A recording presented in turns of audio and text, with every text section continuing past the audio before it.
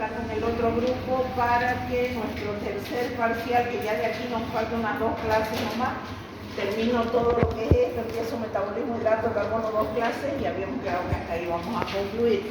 Entonces la primera semana de noviembre, nuestro tercer parcial, tipo 6, 7, que usted está diciendo 4, que día cae, y de ahí a la semana, máximo semana o máximo 10 días, nuestro examen final y de ahí la segunda instancia de ser necesario. Cosa que primera semana de diciembre ya estamos con las notas en el sistema. ¿Qué es lo que me interesa acá? Lo que yo les decía a ustedes, no siempre vamos a ver todas las vías metabólicas. Entonces, el hecho es de que usted, si el día de mañana está estudiando fisiopatología, pueda tener la opción de agarrar una vía metabólica que por ahí se la está pidiendo el proceso y le dice fisiopatológicamente esta patología tiene un origen basado en las reacciones enzimáticas de las proteínas. Entonces usted tenga que repasar la parte bioquímica y no se quede, no, es que no lo vimos en bioquímica, metabolismo de proteínas, no lo entiendo, no lo sé. No, vamos a ver en qué consiste y cómo voy a asumir el estudio de las vías metabólicas. Primero, lo primero que tengo que hacer cuando me encuentro frente a una vía metabólica es preguntar cuál es el propósito de la vía. Vale decir, ¿para qué me voy a matar estudiando esta vía metabólica un domingo en la tarde, un lunes en la tarde? ¿Qué importancia? ¿Para qué le sirve a mi cuerpo esta vía metabólica? Entonces, el primer propósito. Entonces, elabora una definición de trabajo de su función conociendo sustrato inicial, producto final, es decir, veo la vía metabólica y digo, por ejemplo, la glucólisis. Sustrato inicial, ¿de qué parto? De la glucosa. ¿Cuál es el producto final? Piruvato. ¿Qué obtengo? ¿Qué es lo más característico que obtengo a lo largo de esa vía? Productos como energía en forma de ATP o de equivalente reductor. Entonces, eso es lo que voy a hacer. La voy a mirar la vía, me voy al principio de la vía y digo, ¿de qué parte? A ver, se llama glucosa, y hemos puesto qué parte. ¿A qué llega? ¿Cuál es el producto final? Piruvato. Entonces, producto, ¿y para qué? ¿Cuál es ahora? Viene el hecho de decir. Segundo, localización. ¿Dónde se produce la vía? ¿En qué tipo de lugar de la célula se produce la vía? ¿En qué tejido? ¿Será que se da en algún lugar especial? Si nos vamos a la glucólisis. La glucólisis es la fuente energética primaria, qué decir, del cerebro y de nuestras células, de los glóbulos rojos. Nuestros glóbulos rojos no viven si no hay glucólisis. Entonces, ¿dónde se produce? En todas las células del organismo. Pero en los hematíes es la única vía para producir energía. Me está dando un punto clave y me dice, la glucólisis había sido tan importante para una célula como mis glóbulos rojos. Sin glóbulos rojos nosotros no vivimos. Tercero, ya sé en qué tipo de célula se da, pero en qué zona. No se olviden que la célula tiene núcleo, citosol, organela, membrana. Entonces la otra pregunta, ¿se da en todas las células? En todos los lugares de la célula, ¿en qué lugar? Preferentemente se da en el citosol, en algunos casos en la mitocondria, como dice, o en ambos. No nos olvidemos que los glóbulos rojos carecen de ¿qué? De mitocondria. Entonces la glucólisis se va a producir en citosol. De ahí la gran importancia. Bien. Secuencia de los acontecimientos. Aquí viene lo feo. Porque usted va a agarrar la vía metabólica y la va a mirar y va a ver un montón de reacciones. Y lamentablemente va a tener que mirarla la vía. No, eso no quiere decir que se la vaya a memorizar. Vamos al hecho de cómo van a estudiar las vías metabólicas. ¿Me voy a aprender toda la vía metabólica de la glucólisis? No, pero por lo menos acuérdese que son 10 reacciones. La vía metabólica de la glucólisis tiene 10 reacciones. Saco los pasos clave. Cuando a mí me dicen los pasos clave, yo me voy a fijar los procesos irreversibles. Los procesos irreversibles generalmente son procesos de regulación de vía o son lugares donde existen enzimas alostéricas. Y eso sí me interesa. Eso sí. Me tengo que acordar las vías, las reacciones donde se den los procesos irreversibles. Otro punto, me tengo que acordar puntos de ramificación. ¿Por qué se llaman puntos de ramificación? Son los que se concluyen en encrucijada metabólica, que eso es a veces lo que se les pregunta a ustedes en los exámenes. ¿Por qué? Porque es importante. Porque se les dice, ¿por qué la acetilcoenzima A es una encrucijada metabólica? ¿Por qué el piruvato se considera una encrucijada metabólica? Eso es importante dentro de una vía metabólica. Y vemos las reacciones más importantes catalizadas por enzimas. Por ejemplo, en la glucólisis existen 3 vías irreversibles catalizadas por 3 enzimas reguladoras: la exoquinasa, la fosfoglucosinasa y la piruvatosinasa. Que lamentablemente eso me voy a tener que acordar. Después, la inhibición. La inhibición quiere decir ¿qué lo para? ¿Qué para la vía metabólica? ¿Quién es la que me lleva a regular de alguna manera? Entonces me fijaré si hay compuestos intermediarios que actúan a nivel de pararla la vía o me inhiben en algunos casos o en otros casos la pueden potenciar. Entonces ahí están los puntos claves en los cuales yo me voy a estudiar la vía metabólica.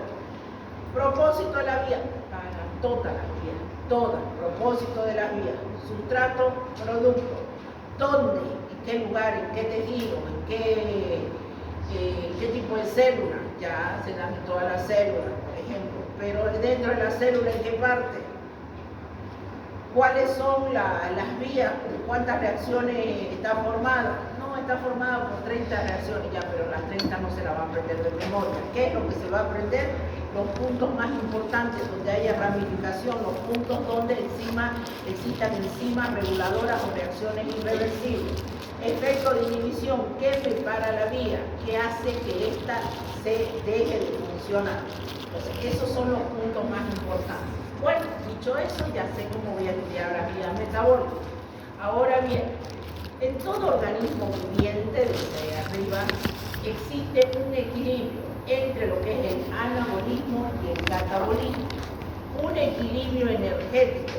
Un ser saludable, un ser vivo saludable, tiene que mantener equilibrio entre anabolismo y catabolismo. Este desequilibrio entre anabolismo y catabolismo, ¿qué me provoca?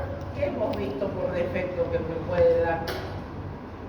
Cuando el gasto energético es mayor que el ingreso. El gasto energético es mayor que el ingreso que voy a tener yo, un proceso de desnutrición. Al revés, cuando yo consumo más energía que la que gasto, ¿qué voy a tener? Un proceso de obesidad. Yo debería tener un equilibrio para ser una persona saludable, un equilibrio energético entre lo que ingresa y lo que sale, o lo que es las vías anabólicas con las vías catabólicas con las vías anabólicas. En el organismo joven en crecimiento, ¿qué predomina? El anabolismo. En las vías de la época de la tercera edad, ¿qué predomina? El catabolismo. Por eso es lo que yo les digo siempre a ustedes, lamentablemente, y es lo lamentable, cuando nosotros llegamos a una tercera edad predominan las vías catabólicas. ¿Y quién es la vía catabólica que hace de la suya? La vía de las proteínas. La síntesis de las proteínas se disminuye y empieza a ganar el catabolismo de las proteínas. El cuerpo empieza a gastar las proteínas y eso se llama sarcopenia. Entonces tenemos una persona de la tercera edad con sarcopenia, quiere decir que su masa muscular se pierde. ¿Y quién nos arrastra sobre la tierra? Los músculos. Entonces, yo tengo una persona de la tercera edad que no se vale por sí misma, que necesita alguien que lo sostenga, que lo arrastre, que lo empuje.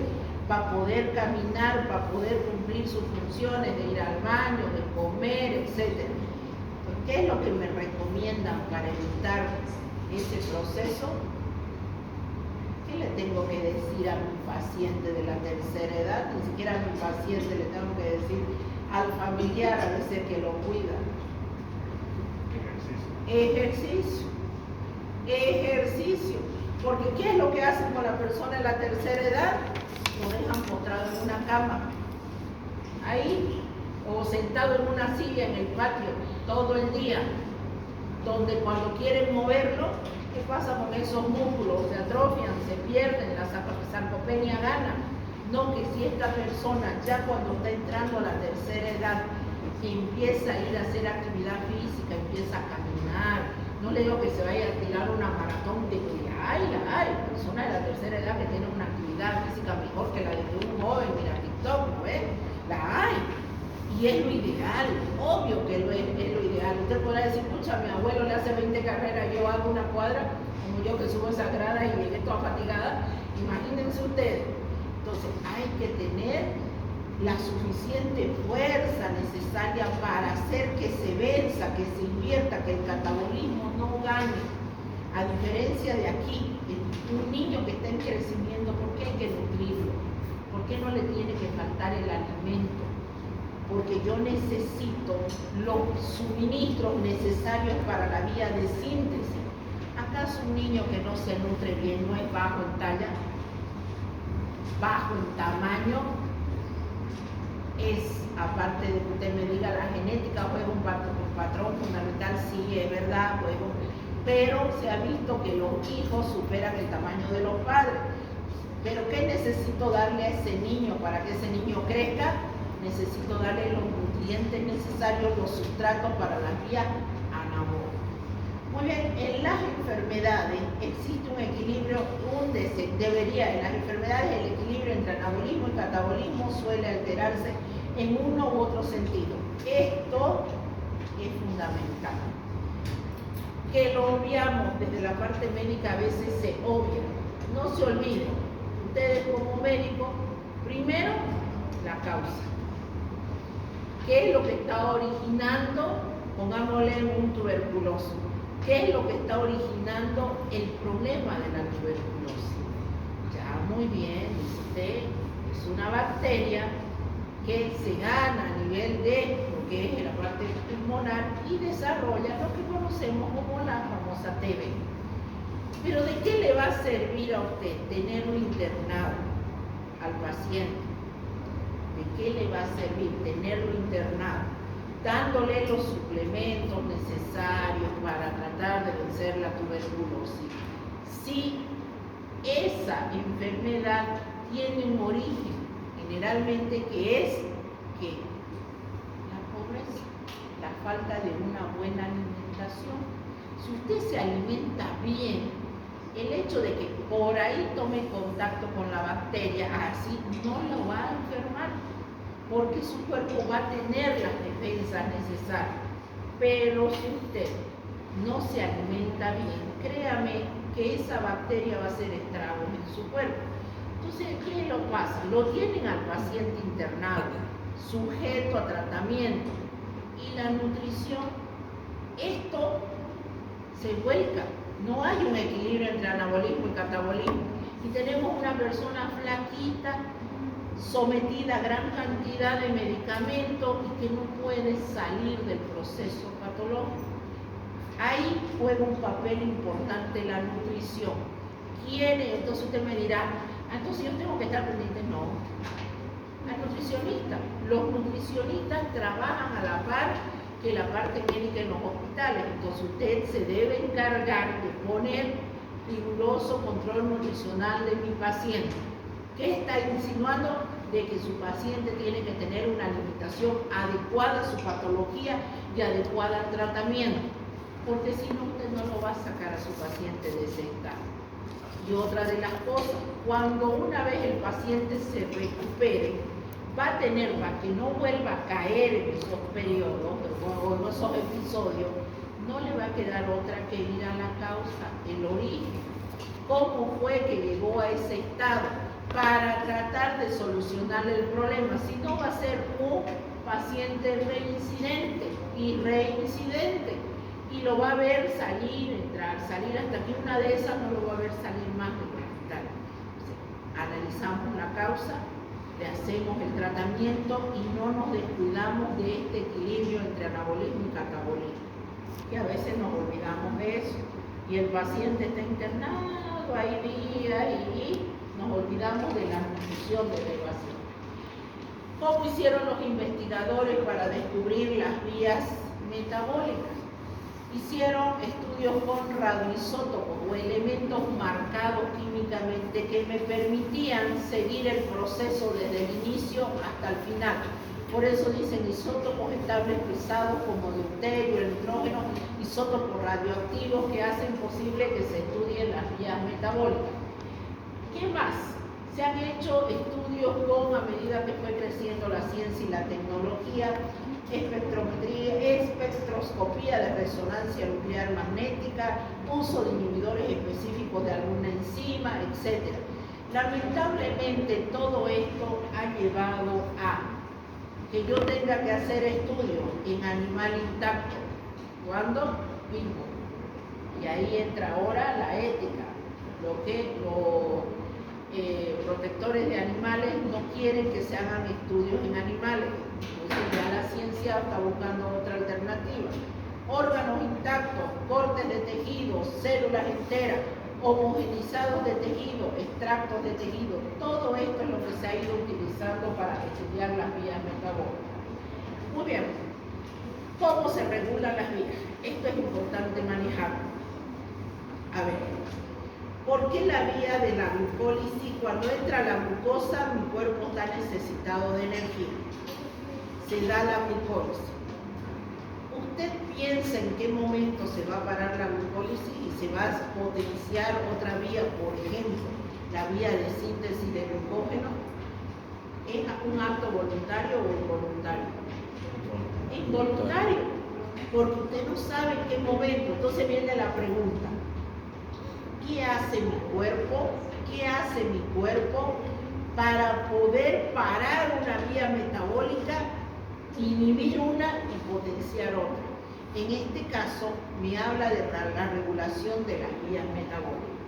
Entonces, cada vía metabólica, dice, contiene habitualmente una reacción que es esencialmente irreversible. La reacción irreversible me limita la velocidad de funcionamiento. Haga de cuenta que usted está en Santa Cruz, donde hay mayor flujo vehicular, cuando es en dos sentidos o en un sentido. En dos sentidos, mayor flujo vehicular. ¿Y cuál es la limitante? En un solo sentido, ¿no es obvio? Porque usted dice, bueno, puedo ir de norte a sur, pero de sur a norte no puedo, tengo que buscar una alternativa. Lo mismo en las vías metabólicas. En una vía metabólica, la reacción irreversible se considera limitante de la vía metabólica. Entonces, es una de las maneras de regular. ¿Quiénes catalizan estas reacciones? Son enzimas. Son enzimas que se llaman enzimas alostéricas o reguladoras. Entonces, la velocidad de esta vía está adaptada a las necesidades de la célula. Yo necesito energía, potencio glucólisis. Ya no necesito energía, mi célula ya no necesita. Necesita reservar energía. ¿Qué potencio? Yo quiero reservar. ¿Qué pasa con la glucosa una vez que ha ingresado a mi cuerpo? Glucólisis. Ya no quiero más glucosa. ¿Qué le va a pasar? Glucógeno. Se sintetizó glucógeno y yo sigo con hidrato de carbono. ¿Qué le va a pasar? ¿Qué se potencia? ¿La síntesis de qué? De grasa, de lípidos. Dependiendo las necesidades de mi cuerpo, yo voy a ver que se adapta o se frena las vías metabólicas. La vía de síntesis y degradación de cualquier molécula no está activa al mismo tiempo, ya que ello daría lugar a un ciclo inútil o a un caos. Vale decir, glucólisis. Ya no necesito más energía, automáticamente paro la glucólisis y sintetizo glucógeno. glucógeno, sinteticé glucógeno, sigue habiendo glucosa, paro la síntesis de glucógeno y sintetizo la vía de lípido. Entonces se va dando por paso o secuencia. La mayoría de las vías metabólicas ocurren en diferentes sitios, en diferentes células, en diferentes lugares de la célula, pero todas de alguna manera van a producir energía si son vías catabólicas o van a necesitar energía si son vías anabólicas, dependiendo las necesidades de mi cuerpo, dependiendo las necesidades de cada célula en particular, yo tendré una vía catabólica o una vía anabólica. ¿Cómo regulo? Primero, provisión de sustrato. Mi cuerpo no tiene glucosa, no le doy glucosa como nutriente. ¿Va a haber glucólisis? Si no hay sustrato, ¿hay glucólisis si no hay glucosa? No hay. Entonces, glucólisis. ¿Han escuchado eso? Si ustedes le prestan atención a esos videos que salen y dicen estos son alimentos glucogénicos que aumentan la cantidad de insulina en el torrente sanguíneo, elevan los picos de glucosa. Estos picos de glucosa sucesivos son los que generalmente están relacionados con la resistencia a la insulina. Y la resistencia de la insulina es un paso antes de la diabetes, aunque ahí no voy a entrar en discusión con algunos médicos, porque hay endocrinólogos que ya a los modernos nos llaman la atención a los que manejamos desde este otro lado nuestro conocimiento pobre en endocrinología y nos dice lo siguiente: ¿quién le enseñó a usted que hay la prediabetes? No hay prediabetes. O hay el no diabético o el diabético, le dice el endocrinólogo joven. No hay prediabetes, no hay resistencia a la insulina. O ya es diabético o no es diabético. Sin embargo, el endocrinólogo más antiguo, el que se formó hace años atrás, le dice: existe la diabetes, va por paso. Primero usted se hizo obeso por una descompensación de alimentos, adquiere lo que se llama una resistencia a la insulina. Una resistencia a la insulina que se manifiesta por una acantosis nigrans a nivel del cuello, de las axilas, de la ingle, rodillas, codo. Esto me lleva a lo que se conoce una prediabetes, que toma entre 1, 10 años, etcétera, que se puede controlar en ese periodo. Usted puede retroceder y evitar la diabetes, pero si usted sigue haciendo una vida descontrolada, se vuelve diabético. Eso es el endocrinólogo, el activo, que le da esos pasos. Entonces, a lo que yo me voy es, si yo le doy a mi cuerpo esos picos altos de glucosa, le doy ese sustrato, yo voy a tener esa insulina exagerada. Mi páncreas empieza a segregar hasta más del 100% la actividad, la insulina, para que la glucosa se degrade. Entonces yo genero una resistencia a la insulina. Si usted quiere revertir ese proceso, ¿qué es lo que los nutricionistas le dicen? Deje de consumir alimentos glucogénicos. ¿Qué quiere decir eso? Deje de consumir esa glucosa que le eleva los picos de insulina y lo mantienen a usted en una resistencia a la insulina, hasta que llega un momento que su páncreas colapsa y usted se vuelve diabético. Entonces, no consuma. Y entonces ahí le dice, ¿cuáles son los alimentos glucogénicos que me elevan la glucosa? Panes, masa, tortita, hamburguesita, todo eso me eleva la glucosa en el torrente sanguíneo, me eleva la insulina, mi páncreas trabaja y yo lo alimento con pizza, con pollito frito, etc. Y llega a un final que yo estoy diabético a los años. Si yo no le doy esa glucosa a mi cuerpo, ¿se potencia esa vía? No se potencia. Entonces, una de las maneras de regular esas vías metabólicas, porque la diabetes no es más que una alteración en el metabolismo de los hidratos de carbono y en el metabolismo de los lípidos. Si yo no le doy el sustrato, ¿va a haber la vía? No va a haber la vía. Entonces, si la concentración del sustrato es factor limitante, la velocidad de la vía disminuye. Chao la glucólisis. escuchado esos picos de insulina que se dan. Controla alostérico. ¿Qué eran las enzimas alostéricas?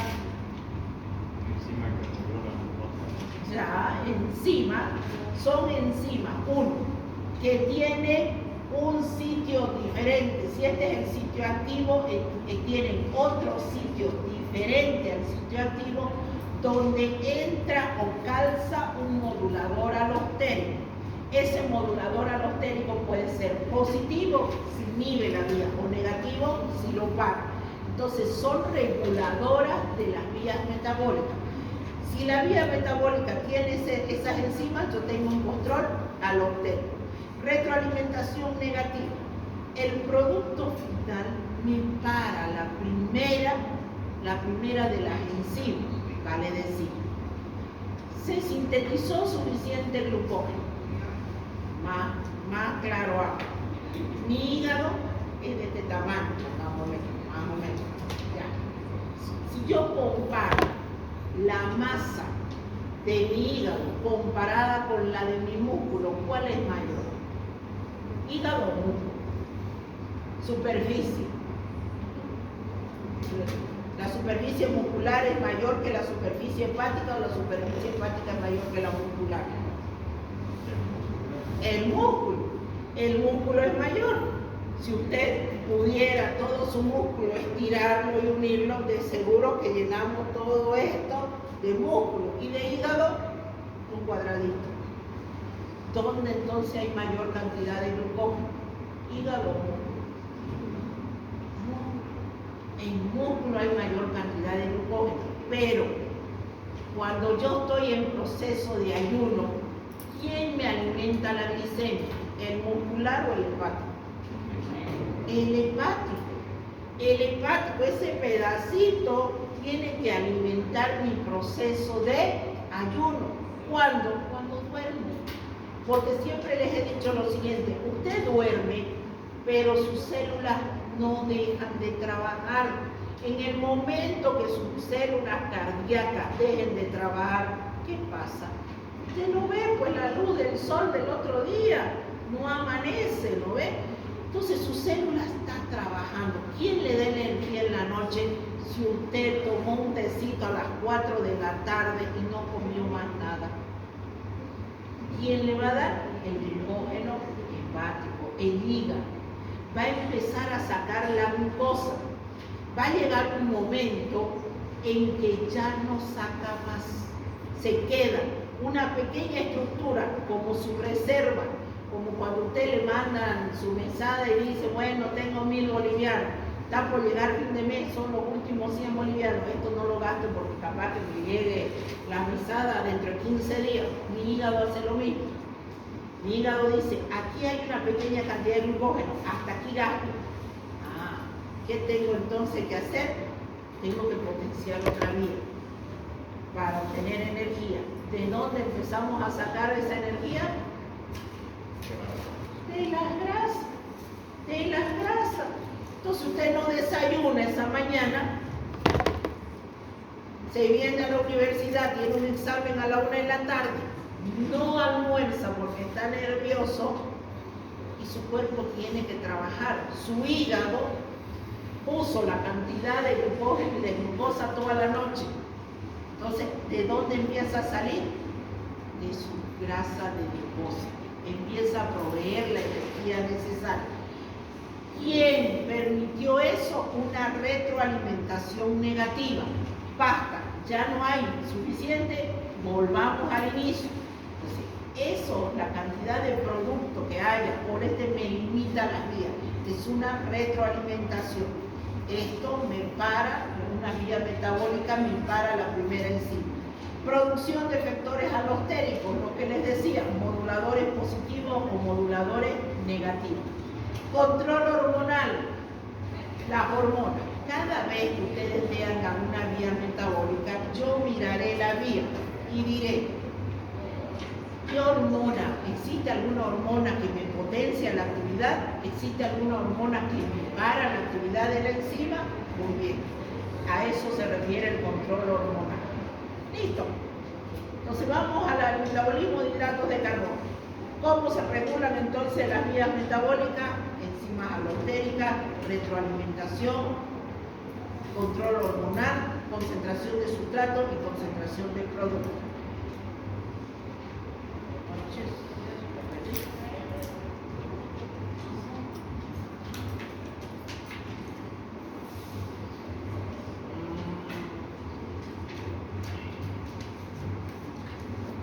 No pierdan ustedes, tengo que desconectarlo para poder.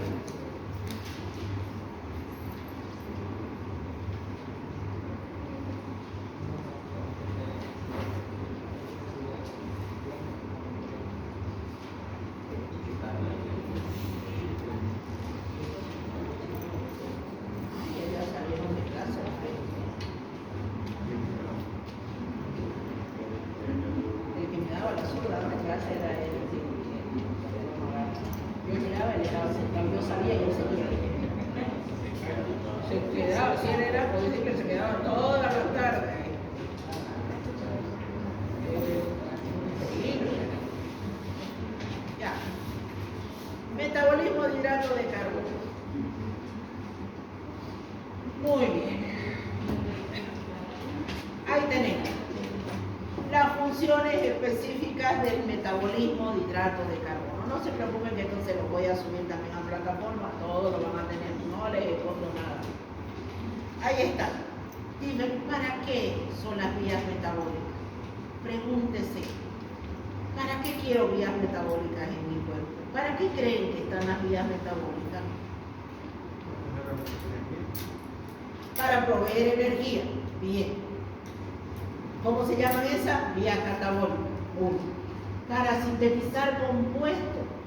¿Acaso mi cuerpo no necesita síntesis de proteína? ¿No necesita sintetizar hemoglobina? Sin hemoglobina no vivimos. ¿Y la hemoglobina acaso no es una proteína? Bien, entonces la necesito para eso. Para ir desde lo más pequeño hasta lo más grande, de lo más grande a lo más pequeño. Importante. Vamos entonces a empezar con la digestión de los hidratos de carbono. ¿Dónde empieza la digestión de los hidratos de carbono? En la boca. La otra pregunta, ¿todos los hidratos de carbono sufren proceso de digestión a nivel de la boca? No. Porque la leche, por ejemplo, no se degrada a este nivel. La celulosa se degrada a este nivel, tampoco. Entonces, mucho cuidado con decir, todos los hidratos de carbono se digieren a nivel de la boca. Falso. Bien.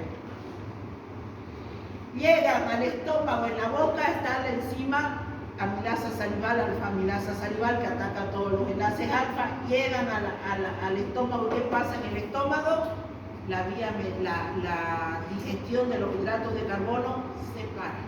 ¿Por qué se para? Porque la enzima salival, la alfa-amilasa salival, trabaja un pH de 6.8, 7.1 y este pH es 0 a 1. La mato a la enzima. Entonces, ¿hay digestión de los hidratos de carbono en la boca?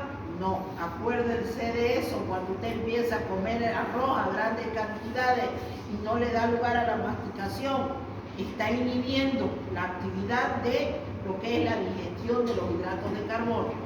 De ahí la recomendación de algunos nutricionistas, como quien diría los nutricionistas jóvenes, estos nutricionistas viejos son caducos.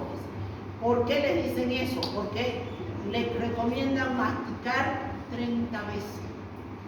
30 veces. Usted dirá, bueno, estaré como un rumiante ahí, lamentablemente, porque ¿qué es lo que le está garantizando? Que rompa la mayor cantidad de estructura y que cuando llegue aquí no se fermente. Porque si usted no mastica bien, si usted está comiendo yuca y hace uno y traga, ¿qué es lo que pasa aquí? Se fermenta. Usted cuando acuerda tiene el estómago hinchado. Su cuerpo entra en un proceso de inflamación y lo que menos queremos es tener proceso de inflamación, porque la inflamación constante y recurrente en nuestro cuerpo, ¿qué nos ocasiona? Enfermedades crónicas. Entonces, lo que menos queremos es eso. Por eso mastico bien, digiero bien, pasa al estómago, no le ocurre nada, llega al intestino delgado y en el intestino delgado, ¿quién se vacía? La alfa-amilasa pancreática. ¿Qué hace la alfa-amilasa pancreática? El resto de enlaces que me quedaban de tipo alfa lo rompe. Existe también una enzima, oligotasa, dice, que tiene la capacidad de romper enlaces alfa 1,6. No se olviden que el almidón tiene enlaces alfa 1,4 y enlaces alfa 1,6. Muy bien, los hidratos de carbono más abundantes en los alimentos habituales son transformados en el tracto digestivo en monosacáridos. ¿Cómo se absorben los hidratos de carbono? Se absorben en la forma de monosacáridos y son utilizados por el organismo. Entonces aquí tenemos lo siguiente. Si yo consumo almidón, la hidrólisis del almidón, ¿qué me da? Dextrinas, amilopeptina, amilosa, maltosa. Esa es una hidrólisis parcial. Porque la hidrólisis total del almidón, ¿qué me origina? Glucosa. Pero como nosotros no le damos lugar a eso, obtenemos todos estos productos como hidrólisis parcial.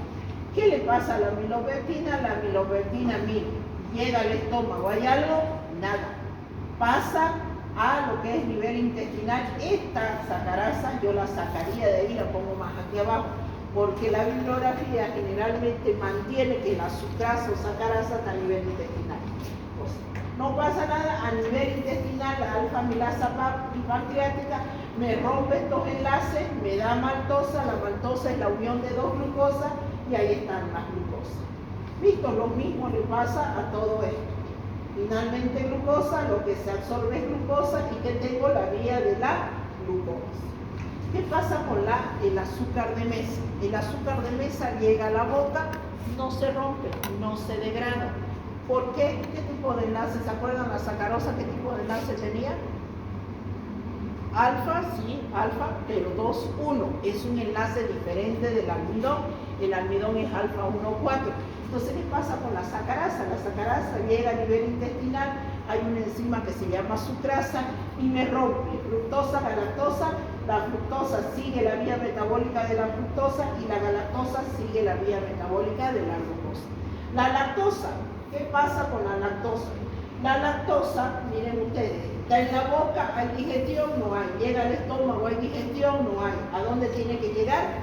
A las microvellosidades del intestino. Llega a las microvellosidades del intestino, ¿con qué enzima se topa? Con la lactasa. La lactasa rompe las unidades monoméricas conformadas de este disacárido y me da glucosa y galactosa. La glucosa sigue la vía de la glucólisis y la galactosa la vía de la galactosa. Entonces, ese es el proceso de digestión. Finalmente, mi cuerpo absorbe disacáridos, oligosacáridos, polisacáridos o monosacáridos. Producto del proceso de digestión, llego a la absorción. En la absorción, mi cuerpo es capaz de absorber dextrinas o oligosacáridos, disacáridos, monosacáridos o polisacáridos. ¿Qué absorbe? Según esto, ¿qué es esto? Monosacáridos. Su cuerpo jamás va a absorber unidades de disacárido, no va a absorber oligosacárido, peor polisacárido. Peor, nunca se les vaya a ocurrir a ustedes decir que por el torrente sanguíneo tenemos dando vuelta almidón, tenemos dando vuelta glucógeno. Una vez nos pasó que tomamos una mesa examinadora oral con la doctora Marta y justamente una de las preguntas fue esa. Llegamos a la mesa examinadora y teníamos como 80 estudiantes, 80. Casi nos dimos un ataque.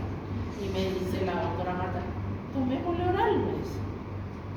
Este examen no es una chacota, tomémosle oral, se anima ya, se anima. Saquemos una hojita. Muy bien, van a empezar a entrar uno por uno oral. 2 a 3 preguntas, responde bien, se van. Bueno, entró el primero. Primera pregunta. El almidón polisacárido es capaz de encontrarse en el torrente sanguíneo. ¿Falso, verdadero? Justifique, diga. Sí. Sí. Porque nosotros comemos alto almidón. Entonces está dando vuelta. Anote, yo anotaba. Entonces su respuesta es sí, el almidón se encuentra en circulante, en el torrente sanguíneo, porque somos grandes consumidores de almidón. Eso es lo que acaba de decir, sí. Muy bien, puede irse, tiene sed. ¿Cómo el almidón va a estar en el torrente sanguíneo? ¿Cómo? Sí, ¿comemos mucho almidón? Claro que sí, yo no me aparto de eso. Usted me dirá, comemos papa, arroz, yuca, majao, todo eso es puro almidón, rico en almidón. Pero ¿qué le pasa a ese almidón? Miren, todo lo que le ocurre. Finalmente, ¿qué se absorbe? Glucosa. Es más, el glucógeno, ¿dónde tenemos glucógeno? Clarito lo decimos desde el primer día de clase que hablamos y continuamos con hidrato de carbono y continuamos acá. ¿Dónde está el glucógeno en el cuerpo humano? ¿Dónde? Acabo de mencionarlo hace un momento. En los músculos y en el hígado. Cuando yo les he dicho que tenemos grandes cantidades de glucógeno en el torrente sanguíneo, nunca creo, ¿no es? Nunca. ¿Qué es lo que pasa al torrente sanguíneo? La glucosa. El glucógeno se rompe y ¿qué pasa al torrente sanguíneo? La glucosa. Entonces, ¿hay glucógeno en el torrente sanguíneo? No. Mucho cuidado con esas cosas lógicas. ¿Estamos de acuerdo? Entonces, el proceso de digestión es claro. En el momento, y eso es lo que ustedes van a ver también, más adelante, no sé, en alguna asignatura, las tolerancias alimentarias. La intolerancia alimentaria, las alergias alimentarias, porque según alguna bibliografía menciona lo siguiente, dice que, por ejemplo, y generalmente están relacionados con las proteínas, que son macromoléculas grandes, que hay una falla en el proceso de la digestión. Entonces, lo que yo absorbo, si esto fuera una proteína, lo que yo voy a absorber, ¿qué es? Aminoácido. Aminoácido. ¿Está bien? Yo como un pedazo de carne y esa carne se va a romper y se va a degradar en aminoácidos. Finalmente, ¿qué va a pasar a mi sangre? Aminoácidos. Pero cuando hay una falla a este nivel y se queda en péptido y lamentablemente esa proteína no pasa hasta su unidad monomérica y este péptido logra atravesar al torrente, burla las microvellosidades del intestino, se desarrolla lo que es una intolerancia alimentaria, lo que es una alergia alimentaria, empezamos a desarrollar ronchas. Entonces dice, algo comí que me provocó la urticaria, y empiezan las ronchas. El cuerpo lo rechaza porque desconoce a ese elemento. Burló este proceso y en vez de convertirse en aminoácido pasó a una estructura y bueno, entonces usted dice, ¿qué es lo que comió que hizo que desarrolle esta alergia? Entonces usted de repente empieza y dice, hay alimentos que tienen una capacidad mayor para desarrollar ese tipo de características. Por ejemplo, el maní. No a todo mundo le cae comer bien el maní. Hay ciertas personas que empiezan a comer y les desarrolla una alergia.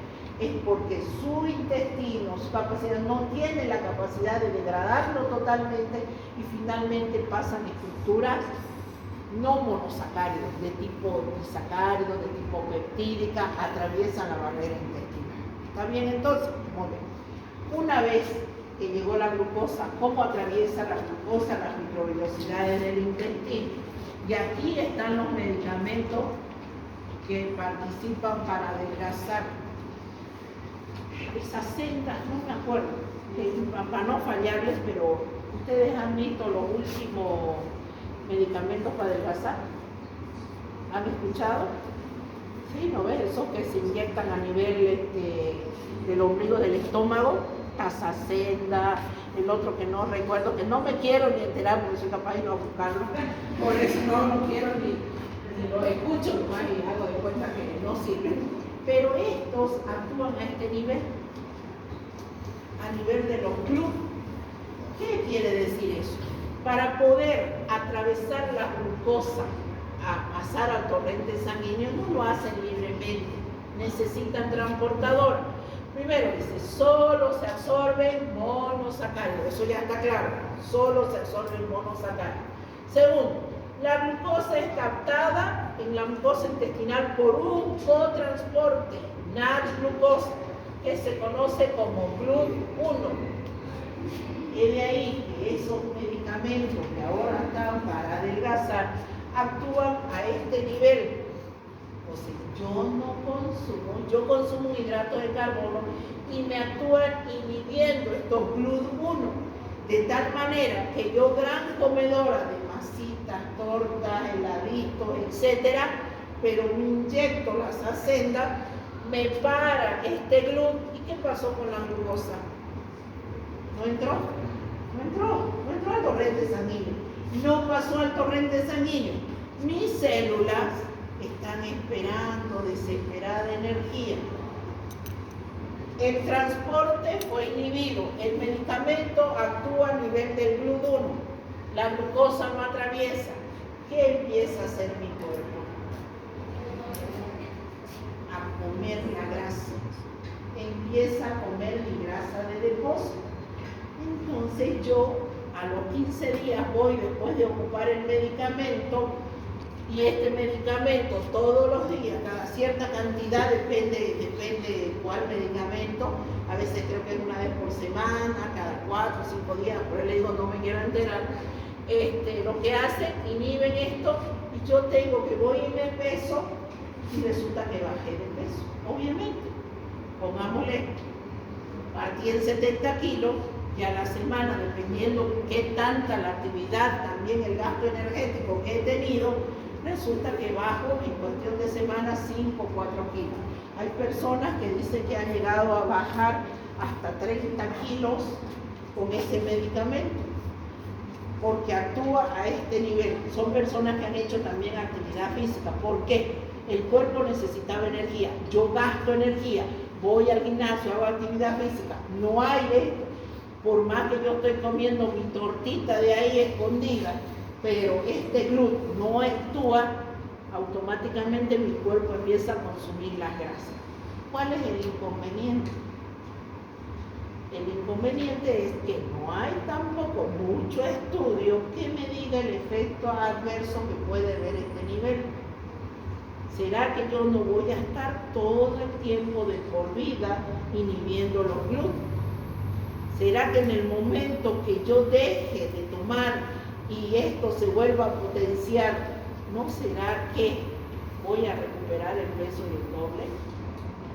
¿O tendré que acostumbrarme a limitar, que es la otra versión de la parte endocrinológica que dice, ese medicamento es para que usted adquiera un hábito saludable, es decir, deje de comer los hidratos de carbono? Ustedes saben que los hidratos de carbono son adictivos. Entonces yo en el momento que quito la adicción, dejo de comer, son 3 días, y eso es bien cierto. Quien quiera hacer la prueba, hágalo. 3 días usted deja de consumir hidratos de carbono, esos 3 días usted hasta se sueña con un heladito, usted se sueña comiendo una pizza, esos 3 días agoniza. Pasan los 3 días, el 4.º día ya no tiene la ansiedad. Su cuerpo baja la necesidad del hidrato de carbono y su cuerpo empieza a quemar esas calorías en exceso. Pero a mí nadie me garantiza qué pasa con este GLUT, bueno, para que vean. Y la otra, la fructosa es absorbida mediante otro cotransporte, el GLUT5. ¿Y dónde está la fructosa? En la miel, en la fruta, así que no hay mucho problema con eso.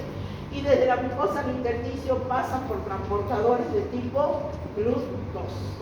Ay, ya son las 3:15. Bueno, aquí me voy a quedar.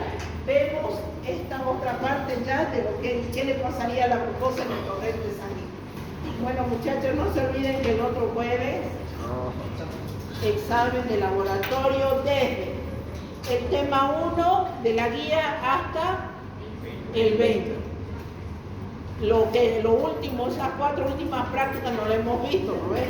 Entonces no las vamos a evaluar, solo se evalúa de uno. ¿Qué hora, doctora? Sí. No, ya no.